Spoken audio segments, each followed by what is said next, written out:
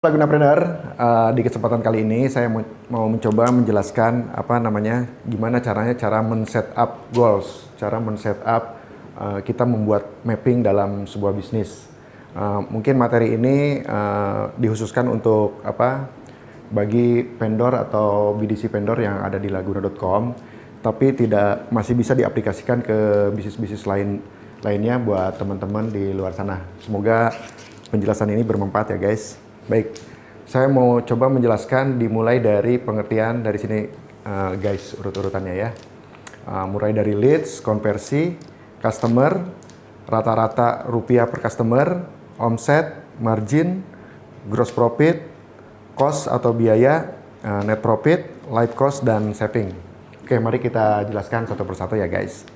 Apa yang dimaksud dengan leads? Jadi leads itu seperti yang saya jelaskan sebelumnya, itu adalah aktivitas marketing guys ya. Contohnya misalnya aktivitas kita beriklan misalnya, atau misalnya membuat di sosial media misalnya seperti Facebook, Instagram, website. Itu adalah aktivitas bagaimana caranya kita mendatangkan leads atau database ya guys. Nah, kita simulasikan angka-angkanya seperti ini. Misalnya dalam bisnis kita kita hitung-hitungan per bulan ya guys. Dalam satu bulan kita bisa menghasilkan leads itu misalnya 100 orang ya. Leads ini kita asumsikan orang yang sudah tertarik dengan bisnis kita. Bisa jadi masuk leads ini kita hitung supaya perjelas, misalnya orang yang menghubungi kita melalui WA atau melalui telepon. Katakanlah seperti itu, kita sepakati ya. Jadi misalnya nih, si A, katakanlah vendor A nih, vendor Laguna si A. Itu dalam sebulan bisa menghasilkan rata-rata 100 leads. 100 orang yang menghubungi telepon atau WA atau kunjungan langsung ke gudang.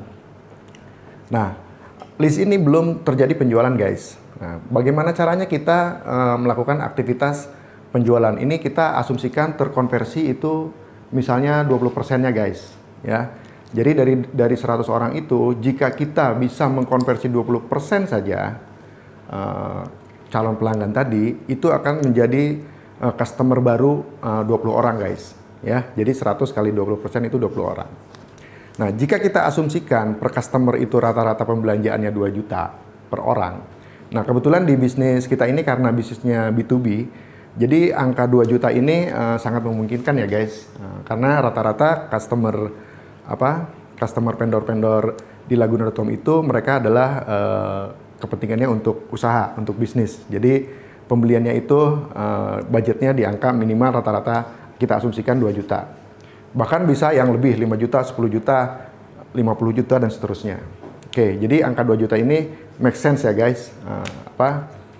Untuk customer yang ada di Laguna.com.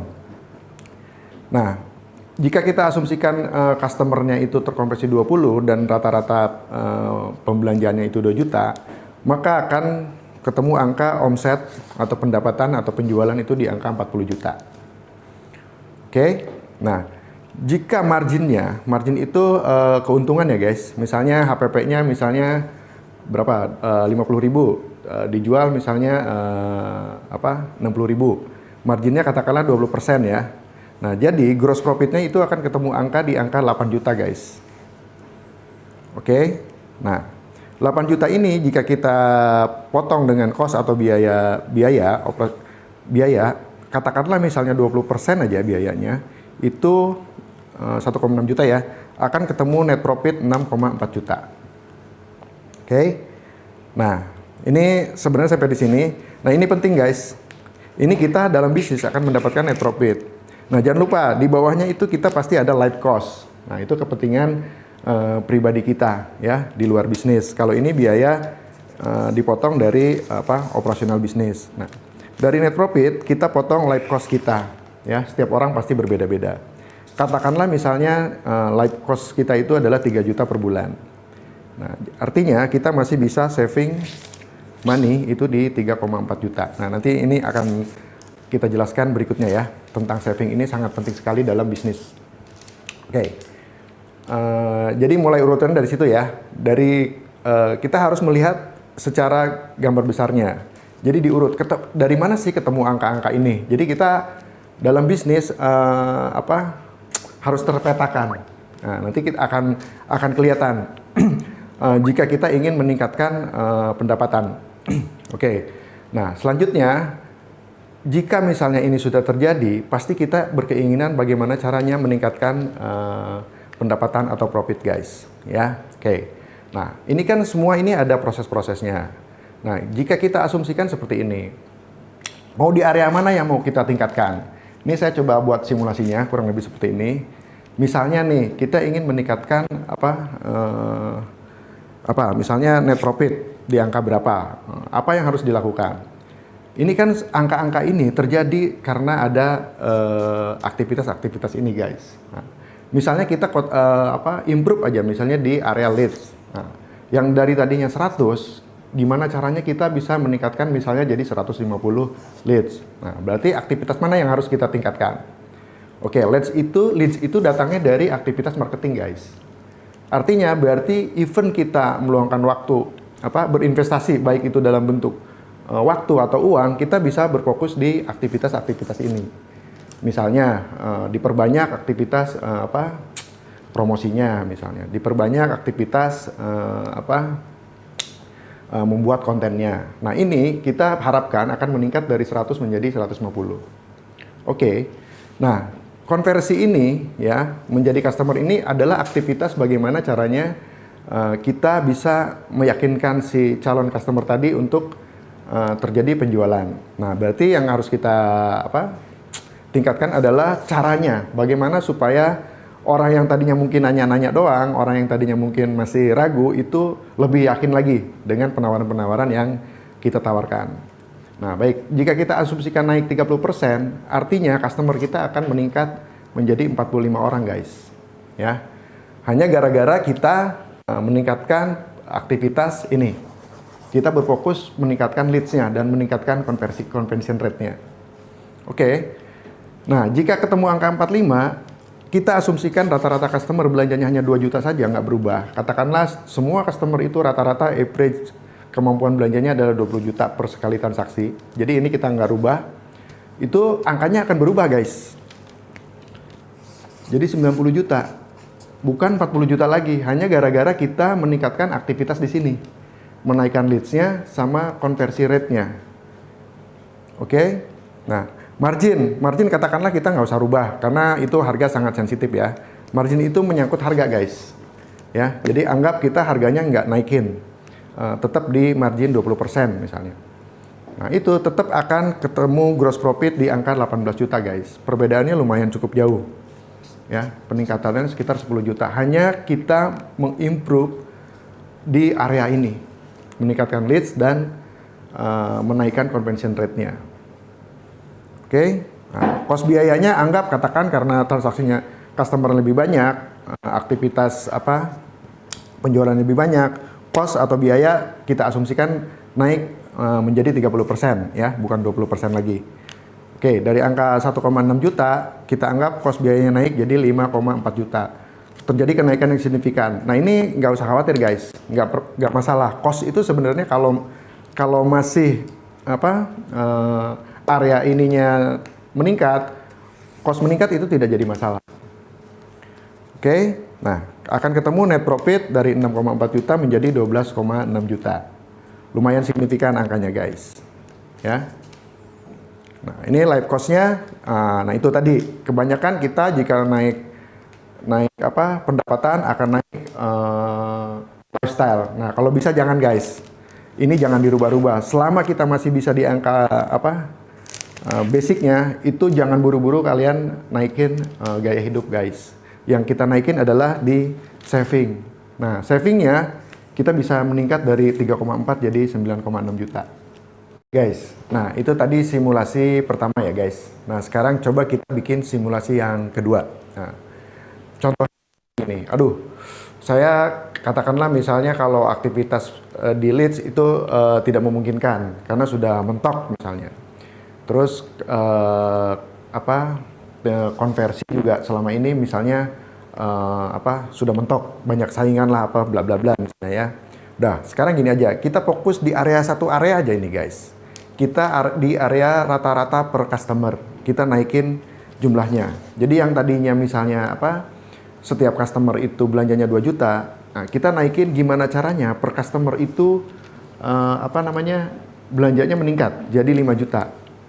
Nah, kita naikin angkanya di 5 juta. Nah, gimana caranya supaya customer itu 5 juta? Jadi gini guys, kita nggak usah pusing-pusing sama customer baru, ya.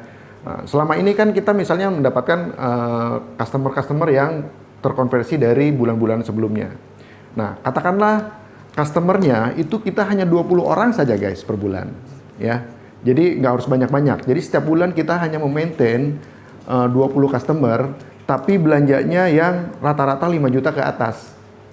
Oke, jadi setiap database yang kita punya, kita pilih aja guys, mana-mana customer yang benar-benar potensial guys, ya. Nah, salah satu contohnya jadi gini, mana yang potensial? Biasanya di bisnis ini yang paling potensial adalah orang-orang yang usahanya sudah established, jadi dia sudah berjalan usahanya guys. Nah, bagaimana cara tahunya? Yaitu tadi, kita harus engagement sama customer, jadi nggak sekedar closing udah selesai, jadi kita harus tahu profiling usahanya, ya. Jadi kalau kita tahu misalnya setiap customer itu kita asumsikan potensinya tahu berapa, nah itu kita dalam tanda petik serang terus guys. Serang artinya kita engage terus gitu. Kita follow up terus dengan pelayanan, dengan hubungan yang baik, ya. Jadi kita bayangkan gini guys, kan customer kita ini itu rata-rata itu mereka juga usaha guys, ya. Jadi kita harus tahu minimal dia rata-rata omsetnya berapa sih sebulan putaran uangnya. Katakanlah misalnya gitu ya, kalau kita tahu dia usahanya sudah jalan, dan katakanlah misalnya omsetnya misalnya 50 juta, artinya berarti setidaknya dia punya potensi 50 juta belanjanya sebulan guys.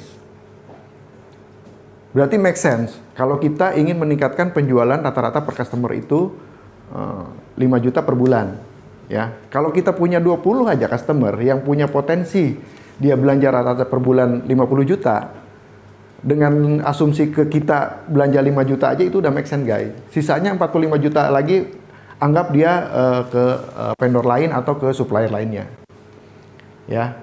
Kalau bisa kita kuasain semuanya. Kalau satu customer potensinya 50 juta, kalau bisa semuanya kita yang handle.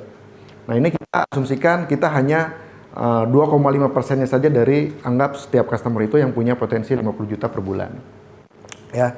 Coba kita lihat simulasi angkanya. Jika misalnya kita hanya berfokus ke customer yang berpotensi saja, kita nggak usah mikirin ini.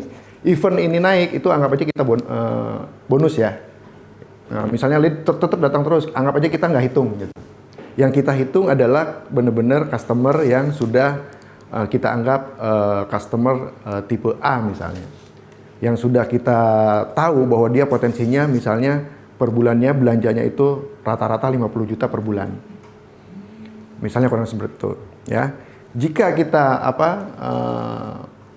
melayani 20 customer saja per bulan dengan asumsi rata-rata pembelanjaannya adalah 5 juta, itu akan ketemu penjualan itu 100 juta guys, ya. Jadi sebenarnya nggak terlalu capek, lebih capek mana? Kita melayani 20 orang dengan ini melayani 45 orang. Even cuman dapat angka 90 juta. Jadi lebih efektif dan lebih efisien sebenarnya kalau kita berfokus ke potensial customer tadi, ya. Angkanya cukup signifikan guys. Perbedaannya cukup lumayan, dari 90 juta kita melayani 45 orang, ini dapat 100 juta kita hanya melayani 20 orang saja, ya. Nah, marginnya udah nggak usah berubah, tetap 20%, itu akan ketemu gross profit 20 juta, biayanya katakanlah meningkat 30%, jadi 6 juta, net profitnya jadi 14 juta guys. Sebelumnya 12 juta, sebelumnya 6,4 juta, ya. Nah, itu jika kita tahu caranya, mau improvement di area-area mana, jadi kita akan lebih efisien guys. Ya. Kalau saya sih saranin sebaiknya untuk vendor Laguna ini anggap improvement di leads itu bonus aja guys, ya. Karena kita lebih mudah memaintain customer yang sudah established, yang sudah percaya sama kita, ya. Itu aja ditingkatin sampai benar-benar mentok, sampai benar-benar kita sudah tidak bisa layani lagi secara maksimal. Ya, jadi di area ini sebenarnya yang saya sarankan lebih ditekankan adalah di meningkatkan pelayanan kepada potensial customer. Nah, supaya kita tahu, yaitu tadi kan customer ini banyak tipenya guys. Kita klasifikasikan aja, misalnya tipe A yang potensinya sekian, paling tinggi. Tipe B medium misalnya, tipe C small, tipe D misalnya yang rewel, yang tidak win-win. Ya udah, itu masukin aja dulu di laci guys. Ya. Nah, jadi kita klasifikasikan tipe-tipe customernya. Nanti di penjelasan berikutnya akan kita jelaskan tentang customer relationship management, yaitu tadi tujuannya untuk mengimprove gimana caranya kita, waktu kita tidak habis waktu terbuang, efisien, angka-angkanya ketemu yang paling efektif. Ya guys, oke, kurang lebih seperti itu. Ini penjelasan sepintas saja. Nanti lebih dalam lagi akan kita dalami di video-video berikutnya. Terima kasih, semoga penjelasan ini bermanfaat. Selain buat vendor Laguna.com, juga bermanfaat buat teman-teman entrepreneur di luar sana. Terima kasih.